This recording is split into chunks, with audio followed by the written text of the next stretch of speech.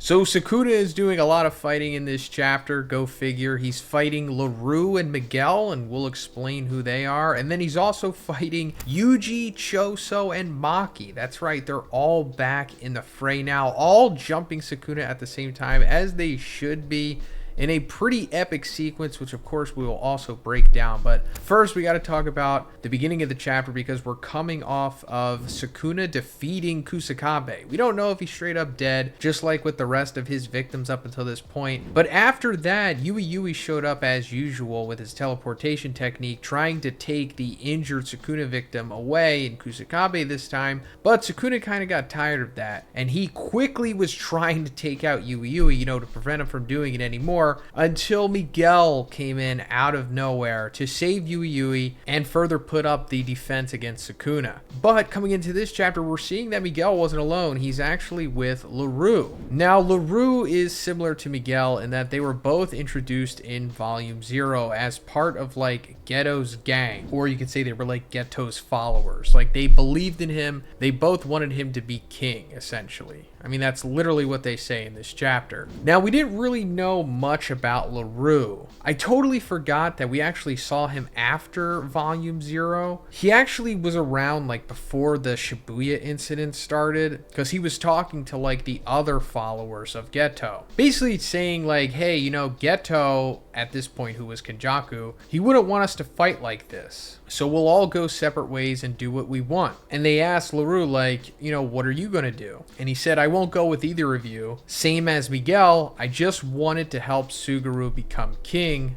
We are family. The day will come when we break bread again, which is a lie because they both wound up getting killed by Sukuna. But I guess he meant Miguel because, I don't know, is this them breaking bread fighting Sukuna together? But then fast forward to the end of the Shibuya arc where Tsukumo was taking on Kenjaku. While she was talking to him, we kind of see like this side inner monologue where she says, I need to buy time for Laru to move. So that's interesting because like Laru was already working with Tsukumo at this point, although none of this stuff was really fleshed out until I guess right now. I mean, even now it's still not really fleshed out, but we're just supposed to put the pieces together ourselves, and that she somehow got in contact with Laru and he agreed to rescue Todo, Mai, and Miwa, from them being injured during the Shibuya incident. So now coming into this chapter, Laru was further in cahoots with Akotsu, I guess. And we see a flashback where they're going to, I guess, Kenya? Because that's where Miguel comes from. And basically they go there to try to convince Miguel to help them in this big ultimate battle against Sukuna. And they lay out the plan where they know that Gojo is going to fight Sukuna, and that they know that there's a chance that Gojo can ultimately lose to him. And that kind of scares Miguel. He's like, why would I fight a guy who can defeat Gojo? Like, what is that? And then they further explain, what's going on with the big curse merger, Kenjaku's ultimate plan of merging the population of Japan with Tengen. And Akotsu says, we believe that the damages from that supermassive merger with Tengen and the Japanese people will not be limited to just within Japan. And then Miguel's like, well, even if a giant cursed spirit comes to my home like Godzilla, I still think it's better than fighting Sukuna. So that's really interesting. And once again, the curse merger being brought up here. And, like I've been saying throughout my coverage, I don't know if it is guaranteed to happen, but the fact that it's being talked about so much, and that it's been built up for about 3 years at this point, I think, maybe even more than that, maybe closer to 4 years. It would just be anticlimactic if that doesn't happen, especially now that Sukuna literally has like the curse womb thing of Tengen within him, and he's been given the rights to be able to activate the merger. Although I'm not sure if the culling game still needs to come to an end or not, but regardless, Sukuna can still start the merger one way or another. And yes, the entire population of Japan needs to die in order for that to happen, but this is Jujutsu Kaisen, and I don't think Gege is afraid of doing that for the greater narrative. So, I mean, I don't want them to die, but hopefully we do get to see this freaking merger, considering that it's been built up so much, and the fact that they keep alluding to it not just being limited to destroying Japan. Like, once it's done with that, I guess it's going to keep keep going until someone stops it, or I don't know, it just becomes the omnipotent ruler of the world? I don't even know. I mean, I guess that's the whole thing, right? Not even Kenjaku knows what's going to happen, and that's why the experiment intrigued him so much. But it's interesting that Miguel thinks that it's still better fighting that thing than Sukuna. Then going further into this conversation, they do eventually convince Miguel to join them. And he ultimately winds up saying like, okay, fine, I'll come in, but only after Sukuna and Akotsu have lost. And I don't want him to be able to use his domain because, you know, Miguel is, you know, like a mid-tier sorcerer. Like, you know, he's probably grade 1 for sure. Or maybe even special grade 1. Or maybe even like, you know, above grade 1. You know, take that for what you will. But if Sukuna activates Malevolent Shrine on you, you have to essentially be Gojo to be able to survive it. Even if you have like simple domain or whatever, it doesn't really matter at that point. So he needed to have these conditions in order for him to join the fight, and that's, you know, clearly what we see. Because after Akotsu had lost, Maki, you know, fought, then she lost, then Yuji lost again, and then of course Kusakabe got taken down. So then Miguel was like, okay, I guess it's my time to come in, because now is an even better time, because the damage that Sukuna had taken from Maki, you know, getting stabbed through the back with her soul-splitting blade, damaged his heart, which he is still, I assume, manually pumping with cursed energy, and his reverse curse technique is limited to the capacity of it, you know, since he's so drained. Can't use the domain expansion since the end of his fight with Gojo. So this is like the best time, essentially, on top of him losing one of his left hands, and we'll get into that because, you know, he needs like hand seals in order to do the World Cutter Slash. So I guess after Yui is able to teleport away, which I don't think we see in this chapter, it probably happens off panel, they begin to fight Sukuna, and we see Laru's curse technique for the first time. And it's basically like this giant hand manipulation, like a giant hand of cursed energy, I guess. I mean, it says that it's imaginary, but, you know, take that for what you will. It seems like he can only generate like right hands, I think, and he like giant palm smashes Sukuna with it. Doesn't really do much to him, to be honest, because Sukuna just breaks out of it and starts sending a whole bunch of dismantles at Miguel. And Miguel, surprisingly, is able to avoid all of them. Like, he's like breakdancing through them. Then Sukuna like tries to kick like some rocks, I think, at Laru, but Laru uses his own hand to like pull himself out of the way, saving himself, which is a pretty cool way of showing us how versatile Laru's curse technique is. It's not only, you know, like offensive, but it's also defensive. Despite us only seeing it for a few pages, I think Gege has utilized this pretty well. We're actually getting an explanation on what his curse technique is. So it's called Heart Catch, and essentially he can just keep making these quote-unquote imaginary hands despite how many times they will be destroyed. However, each time that they are destroyed, 1/10 of the damage returns to Laru. So yeah, that's a pretty good curse technique, I guess. I mean, it's not bad. And it reminds me of Junichi Zenin's curse technique. If you go back to Maki's massacre, when she like kills the whole entire Zenin clan, or at least the sorcerer warrior aspect of it, one of like the top Zenin guys was Junichi with the long hair, and his curse technique was like generating these giant fists as well, although he could like generate multiple of them. I don't know if he can use them in the same way that Laru can, but just another way of Gege showing parallels to curse techniques from the Zenin clan. Like, we went over this in the previous chapter, actually, with Kusakabe being similar to Ogi, Maki's father. So I don't know if he's doing that on purpose or if I'm just looking too much into it. So then after this, we're getting an explanation on Miguel's curse technique, another one that we had no idea about, because Miguel's whole thing was like using the black rope, curse tool that can like shut down curse technique. But his curse technique is called Hakuna Ra'ana, or however you want to pronounce that. It's not Hakuna Matata. So it's explained as the beat engraved into his body push back curses and increases the strength of his physical abilities. So the beat engraved into his body push back curses. Oh man, I don't know. I might have to go over this in the next chapter review or spoiler video to get a better understanding of this translation, or just a better translation. But so far from what I see, maybe it gives him better resilience against curse techniques, kind of like a pseudo simple domain in a way, possibly, or a pseudo domain amplification, if you will. But the strengthening of physical abilities, I'm totally on board with that. I think that's a really cool curse technique. And I know that at base, in the Jujutsu world, you could just strengthen your physical abilities anyway with cursed energy. But this is something more than that, because we actually see another flashback of Gojo, I guess, in Kenya when he's dropping off Akotsu to Miguel, because, remember, that's why Akotsu was like out of the series for like the first 137 chapters, because he was in Kenya training with Miguel, because that was kind of like, I guess, his punishment in a way, or that was kind of like Miguel's probation,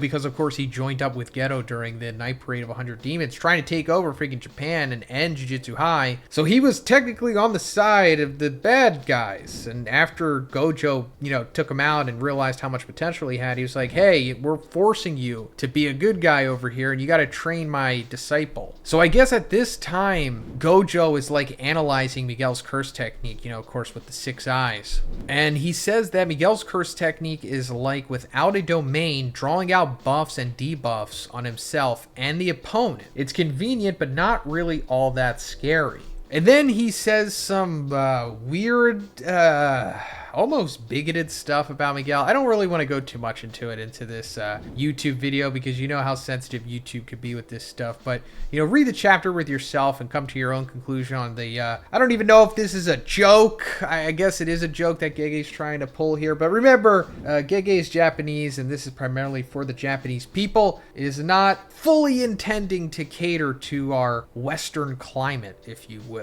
But Gojo says that if Miguel and he fought each other without techniques, like no curse techniques, but with their physical ability strengthened by cursed energy, Gojo could win in terms of defensive movement, but Gojo could also lose when it comes to striking.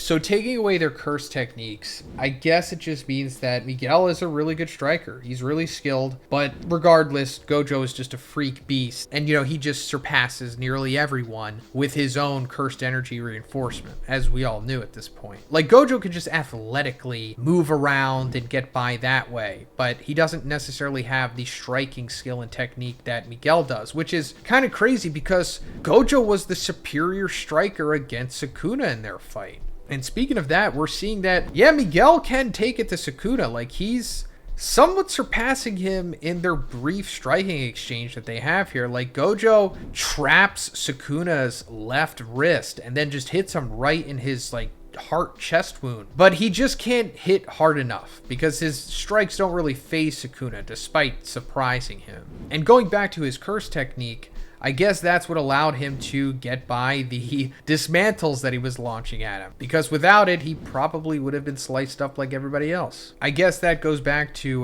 pushback curses. But after this brief exchange with Miguel, suddenly Choso comes back into the battle and fires off a piercing blood behind Sukuna, but Sukuna is fast enough to notice it, and he's able to dodge it. And then he just launches some more dismantles at Choso.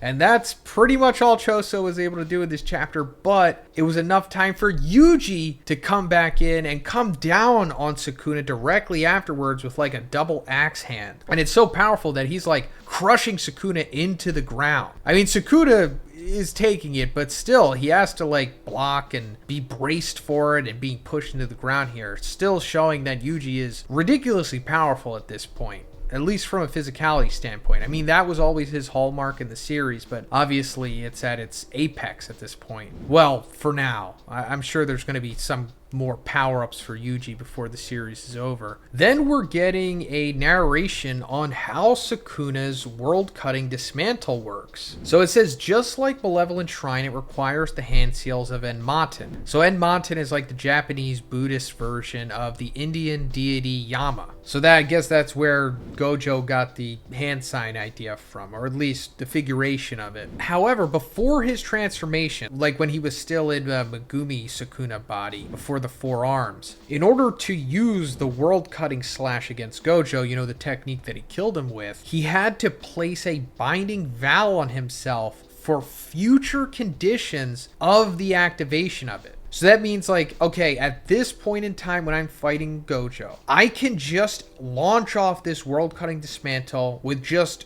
one arm because the other arm he lost in that big hollow purple. So he's like, all right, this binding vow, let me just fire it off with one hand at this point, and then every single time afterwards when I use the world cutting dismantle, I will have to use hand seals and chant the cursed incantation, as well as a hand gesture to denote its direction. So that explains it, which I'm happy, because the spoilers were making it seem like we weren't going to find this out, but it's finally revealed how Sukuna killed Gojo and why the others were able to avoid the world cutting dismantle because of the tell beforehand. You know, the hand seals, the cursed incantation, and the gesture using it to denote the direction. You know, that's how Maki was able to avoid it. That's how Kusakabe was able to sense that it was coming, as well as whoever else was able to avoid it from being killed. And this is why Gojo died from it, because Sukuna made a freaking binding vow specifically so that he was able to do it. Very cool. I like that it's being explained here, and I like how it's being explained, but I just wish there was more binding vows on the side of the good guys. Like, let's see Yuji do a binding vow or something in order to, I don't know, trump Sukuna in some way, which, you know, probably will happen, but I just think binding vows are underutilized, if anything, in this series. Even though it seems like they're being used a lot, I just think they could be used more, unless Gege just thinks they're too broken and maybe he doesn't want to abuse them too much. But I just think they're really cool to give situations and scenarios like this. But anyway, Maki comes back in as well, and she cuts off Sukuna's other left hand. So now he only has right hands, meaning that he can't do the Enmaten hand seal. So they've essentially nerfed Sukuna from doing like his ostensibly strongest attack. We still haven't seen his Fuga fire thing, but that's still to come, I'm sure, at some point. But right now, his World Cutter Dismantle is like his strongest thing. Also, pretty impressive that Maki is coming back into the battle after getting hit by a Sukuna Black Flash like 2 chapters ago. Even Sukuna is surprised by this. Just showing that Maki is of course, a ridiculous beast. She probably has surpassed Toji at this point. Even though, like, I think at the end of the Cursed Naoya fight, it was kind of hammering it home that she did surpass Toji, but I think this solidifies it. I love Toji just as much as the next person, but I don't really think he's taking a Sukuna Black Flash and coming back in 2 chapters. But at this point, Yuji feels as though they're on the brink of victory because, you know, like we just talked about, he's missing his 2 left hands, can't use the World Cutter Dismantle, his reverse curse technique's not functioning all that well, he can't really heal quickly, along with everything else that we talked about in the beginning. So Yuji's like, yeah, it's our time to win, until out of nowhere, Sukuna decides to single out Laru, like not hitting Yuji or Maki, just suddenly goes over to Laru and then hits him with a freaking Black Flash. This is the second Black Flash that Sukuna has delivered within like 3 chapters, and he's hitting Laru with it, and I don't think Laru is probably going to be able to come back as fast as Maki from this. Like, he might be benched for good from this possibly, but hitting this Black Flash caused the narrator to say Gojo, interestingly enough, recovered his lost output of his reverse curse technique after his second Black Flash. And then he says the King of Curse has, and then, you know, we don't get to see what he says. So maybe this means that Sukuna has recovered his reverse curse technique as well, the same way that Gojo did, because it kind of makes sense, I guess, because when Black Flash is like explained, because it says that it can cause the user to enter a state where manipulating your cursed energy becomes something as simple and natural as breathing, and it can result in a feeling of omnipotence, and this leads to a greatly increased performance in combat, allowing the user to operate at 120% of their maximum potential. So I guess Sukuna is in that flow state right now after hitting that Black Flash, and he's going to 120%, possibly. I don't know, it's not being fully confirmed here, but it's heavily implied. So if he is getting his reverse curse technique back, then I guess the first thing he's going to do is heal his heart, possibly, since that's kind of a priority at this point, unless he just wants to bring back his left hand so he could just fire off some World Cutter Dismantles. But yeah, that was quite the chapter. Let me know what you guys think about it in the comments, and if you liked it, please give it a like and please subscribe if you haven't already. Have a great day. I'll see you in the next one.